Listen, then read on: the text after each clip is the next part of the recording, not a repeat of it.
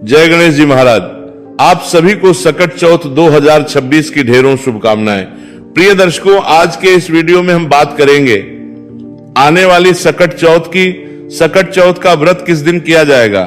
सकट चौथ, जिसे माघी चौथ भी कहते हैं, तिलकुटनी चौथ भी कहते हैं, तिलकुटा चौथ भी कहते हैं, तिल चौथ भी कहते हैं। ये सकट चौथ बड़ी महत्वपूर्ण होती है। इसका व्रत संतान की लंबी आयु के लिए किया जाता है। और जो निसंतान दंपत्ति है, वो माताएं संतान की प्राप्ति के लिए इस चौथ का व्रत करते हैं। ये 4 बड़ी चौथ में से एक चौथ होती है। इसका व्रत करने से आपकी संतान दीर्घायु होती है, उसका भविष्य अच्छा होता है, उज्जवल होता है। और जो निह संतान होते हैं, उनको संतान की प्राप्ति होती है। इस चौथ का व्रत कैसे करना है, कब करना है, क्या विधि होगी, क्या नियम होंगे, क्या ये निर्जला रखी जाती है या जल पी के भी रखा जा सकता है, क्या इसमें जाता है, पहली बार व्रत आरंभ करना है तो क्या सावधानी आवश्यक है, और जो पहले से करते आए हैं उनको किन नियमों का पालन इस बार विशेष रूप से करना पड़ेगा, इसका पूजा मुहूर्त क्या रहेगा, चंद्र उदय कब होगा, इस प्रकार से संपूर्ण जानकारी आने वाली सकट चौथ के विषय में, संकष्टी चौथ या कहें कि तिल चौथ, माघी चौथ, माघ मास की चौथ के विषय में आपको इस वीडियो के माध्यम से प्रदान की जाएगी। इस चतुर्थी के अनेकों नाम हैं और उसी प्रकार से इसका महत्व भी बहुत अधिक है। आरंभ करें उससे पहले आपसे निवेदन है कि कृपया वीडियो अगर अच्छा लगे तो एक बार लाइक अवश्य कर दीजिएगा। अपनी संतान की लंबी आयु के लिए तथा उनका भविष्य उज्जवल हो, इसके लिए कमेंट बॉक्स में अवश्य लिखिएगा जय गणेश जी महाराज या ओम गण गणपतये नमः। गणेश जी महाराज के आशीर्वाद से आपकी संतान दीर्घायु होगी तथा उनके जीवन में कल्याण होगा, उन्हें सफलता प्राप्त होगी। आप देख रहे हैं प्राचीन मार्ग टीवी ज्योतिष संस्थान का प्रतिष्ठित यूट्यूब चैनल। अगर चैनल पर नए हैं और इसी प्रकार की शास्त्रीय जानकारियां पाते रहना चाहते हैं, पुराण और ज्योतिष के अनुसार कथाएं और महत्व में सुनते रहना चाहते हैं, तो कृपया प्राचीन मार्ग टीवी चैनल को अभी सब्सक्राइब कीजिए और बेल आइकॉन को प्रेस कीजिए। आइए बात करते हैं आने वाली सकट चौथ की। प्रिय भक्तों, आप में से बहुत सी माताएं बहनें चतुर्थी का व्रत करती होंगी और कुछ ऐसे भी होंगे जो शायद ना करती हो। लेकिन एक बात बताएं कि ये जो चतुर्थी है ना, ये बड़ी महत्वपूर्ण चतुर्थी है। ये कोई साधारण चौथ नहीं है, ये विशेष चतुर्थ है। जैसे आप में से अधिकतर माताएं करवा चौथ का व्रत रखती हैं, उसी प्रकार से सकट चौथ महत्वपूर्ण है। शास्त्र कहते हैं कि 12 महीने की 12 चौथ करें, 12 नहीं तो 6 करें, 6 नहीं तो 4 तो करें ही, और 4 भी नहीं कर सकते तो सकट चौथ और करवा चौथ ये तो अवश्य करनी चाहिए। इनके बिना जीवन में कल्याण नहीं है। इसीलिए ये बहुत बड़ी चौथ है। क्यों की जाती है? इसका व्रत किया जाता है अपनी संतान की लंबी आयु के लिए, अच्छे भविष्य के लिए। जैसे करवा चौथ पति की लंबी आयु के लिए किया जाता है, वैसे ही सकट चौथ का व्रत संतान की लंबी आयु, संतान के उज्जवल भविष्य के लिए। और जिनके पास संतान नहीं है वो संतान की प्राप्ति के लिए करते हैं। ये माघ मास में आती है, इसीलिए इसे माघी चौथ कहते हैं, माघ मास की चौथ कहते हैं। इस पर माता को, चौथ माता को विशेष रूप से तिल का भोग लगाया जाता है। तिल का प्रयोग विशेष महत्वपूर्ण होता है, इसीलिए इसको तिल चौथ कहते हैं। और इस दिन क्योंकि तिलकुटा भोग के रूप में मनाया जाता है, इसीलिए इसको तिलकुटनी चौथ के नाम से भी जाना जाता है। और क्योंकि ये संतान के सभी संकटों का हरण कर लेती है, इसीलिए इसे संकष्टी चतुर्थी या संकट हरण चतुर्थी के नाम से भी जाना जाता है। तो आइए जानते कि ये व्रत कैसे करना चाहिए। ये हो गई इसकी महिमा, व्रत कैसे करना चाहिए। तो जो भी माताएं बहनें इस चतुर्थी का व्रत करना चाहती हैं, उन्हें व्रत वाले दिन सूर्योदय से पहले उठना चाहिए।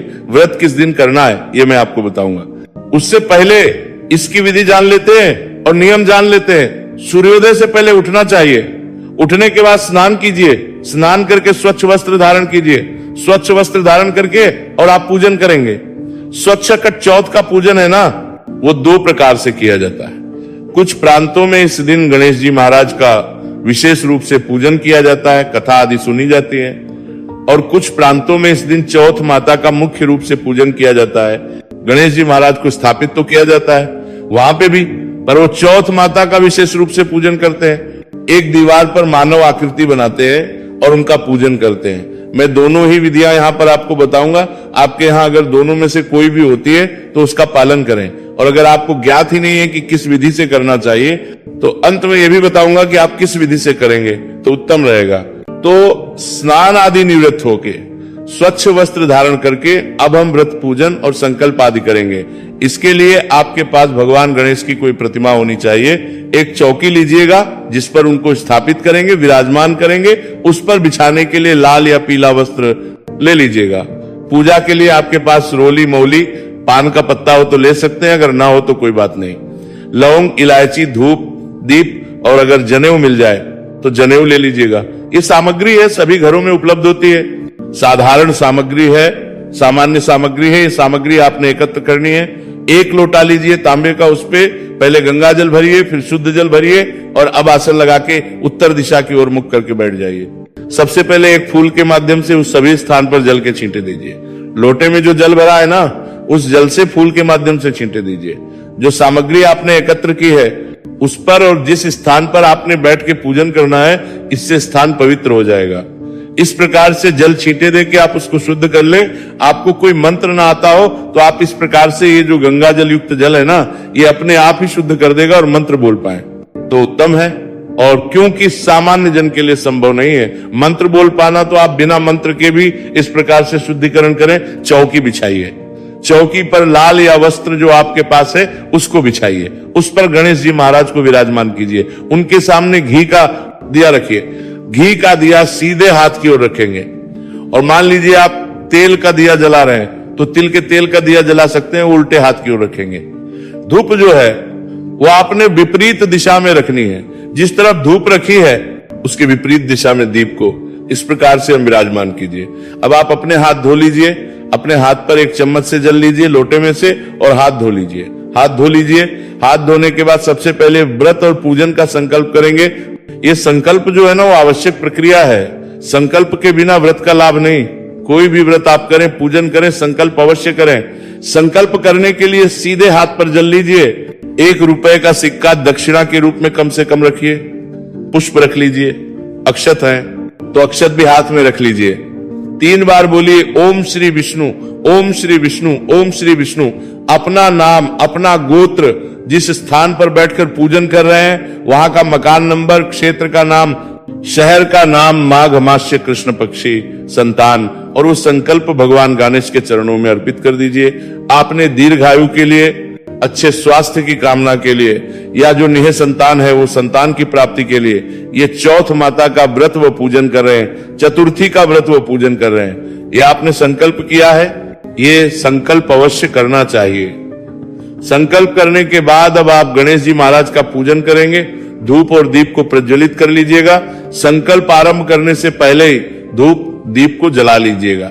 दीपक जहां रखा है तो दीपक के नीचे अक्षत या पुष्प थोड़े से रखिएगा। दीपक को कभी सीधा नहीं रखा जाता। डायरेक्ट पहले नीचे आसन रूप में थोड़े या तो पुष्प डाल दीजिए या थोड़े से चावल रख दीजिएगा, उसके ऊपर दीपक को रखिएगा। इस प्रकार दीप धूप प्रज्वलित करके संकल्प करके आप गणेश जी का पूजन करेंगे। गणेश जी का पूजन करने के लिए सबसे पहले गणेश जी महाराज को जल के छींटे दीजिए। फूल के माध्यम से जल के छींटे दीजिए। स्नान कराइए। स्नान करा के वस्त्र अर्पित कीजिए। वस्त्र के रूप में मौली का एक टुकड़ा तोड़िए और गणेश जी महाराज को चढ़ा दीजिए। यज्ञोपवित्र के रूप में जनेऊ लीजिए। अगर है तो जनेऊ को लेके उस पर तिलक कीजिएगा और वो भी गणेश जी महाराज को अर्पित कर दीजिए। अगर जनेऊ नहीं भी है तो कोई बात नहीं, तिलक कीजिए गणेश जी महाराज को। आदि से तिलक कीजिए, अक्षत लगाइए, पुष्प अर्पित कीजिए। पुष्पम समर्पण ही पुष्प अर्पित कीजिए। माला है तो माला पहनाइए। धूप दिखाइए गणेश जी महाराज को और दीप दिखाइए गणेश जी महाराज को। धूपम अब भगवान को नैवेद्य अर्पित कीजिए। नैवेद्य के रूप में आप गणेश जी महाराज को तिल के लड्डू अर्पित कीजिएगा। अगर तिल के लड्डू भी आपने नहीं बनाए हैं, सायंकाल को बनाने वाले हैं, तो अभी आप फल चढ़ा दीजिए, फल अर्पित कर दीजिए। या मिठाई है तो मिठाई चढ़ा दीजिए। कुछ भी ना हो तो बतासा या मिश्री अर्पित कर दीजिए। गणेश जी महाराज को जलाजमी, हम उसके बाद पुनः जलाजमी कराने के लिए एक बार जल के छींटे पुष्प के माध्यम से दे दीजिए। हाथ के नमस्कार कीजिए। जो भी दक्षिणा चढ़ाना चाहते हैं, अर्पित करना चाहते हैं, वो दक्षिणा चढ़ा दीजिए। गणेश जी को हाथ जोड़ के नमस्कार कीजिए। और अब आप बैठ के सकट चौथ की कथा सुनिए। आपके पास कथा है तो कथा पढ़िए। कथा आपको इसी चैनल पर उपलब्ध होगी। कथा आपको सुनाई जाएगी। तो सही कथा यदि सुनते रहना चाहते हैं और चैनल पर नए हैं तो चैनल को सब्सक्राइब कर लीजिए, क्योंकि एक प्रतिष्ठित ज्योतिष संस्थान का चैनल है। हम यहाँ पर वही कथाएं सुनाते हैं जो उस व्रत में सुनी जाती है, जो पुराणों में वर्णित होती है।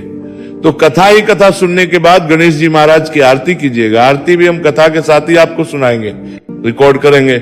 आरती करके फिर गणेश जी महाराज को तिलकुटे का भोग आपने लगाना है। इस प्रकार से ये सुबह की पूजा है जो आपने सुबह करनी है। अब जो लोग जल पी लेते हैं वो लोग इसके बाद जलपान कर सकते हैं। जलपान से भी प्राय केवल जल पी सकते हैं, क्योंकि व्रत मुख्य रूप से तो निर्जला किया जाता है प्रिय दर्शकों।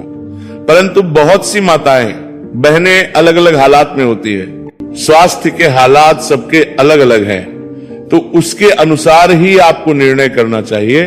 आपके शारीरिक क्षमता है कि आप निर्जल रह के इस व्रत को कर सके तो निर्जल रह के व्रत कीजिए।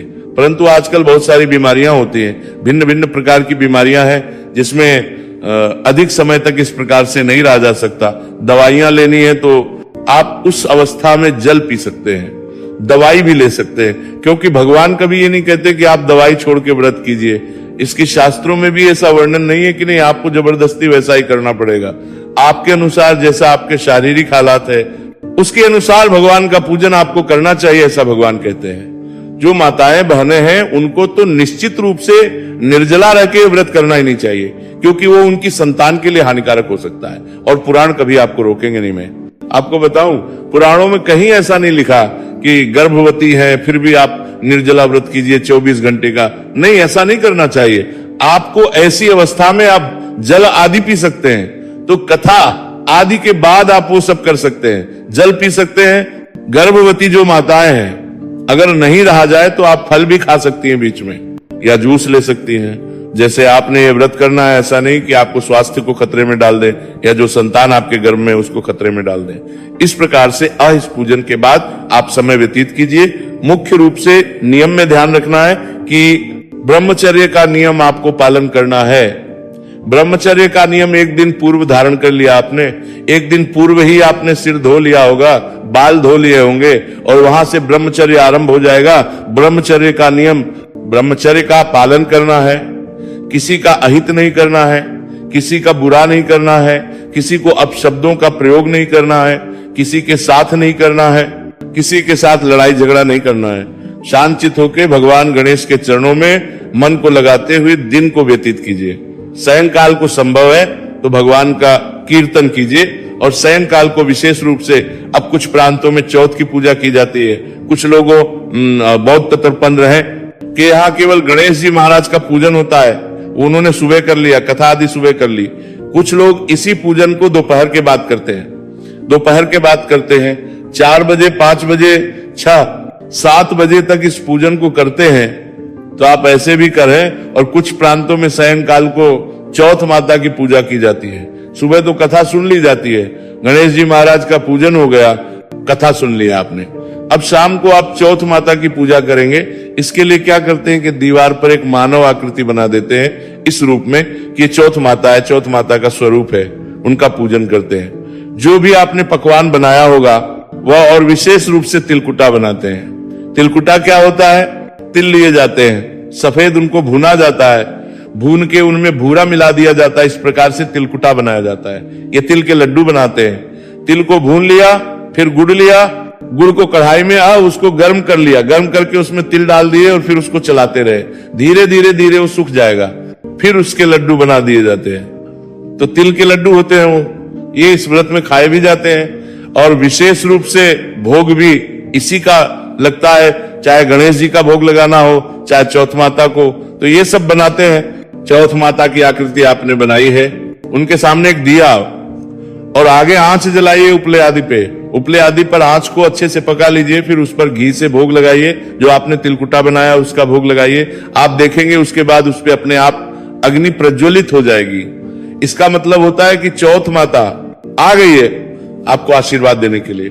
फिर आप अच्छे से भोग लगाएं, पूरे परिवार वाले चौथ माता को प्रणाम करें, नमस्कार करें और उसके बाद जल हाथ में लेके चारों तरफ घुमा के अग्नि की ओर छोड़ दें।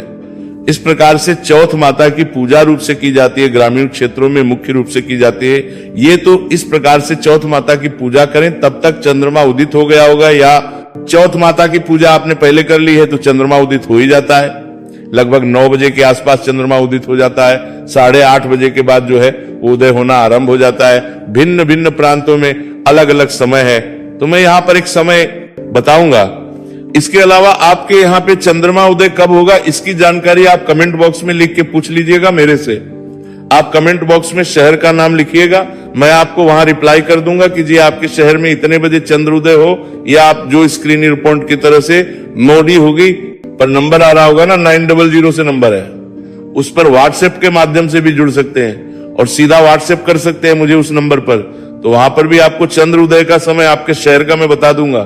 तो इस प्रकार से चौथ माता की पूजा करी।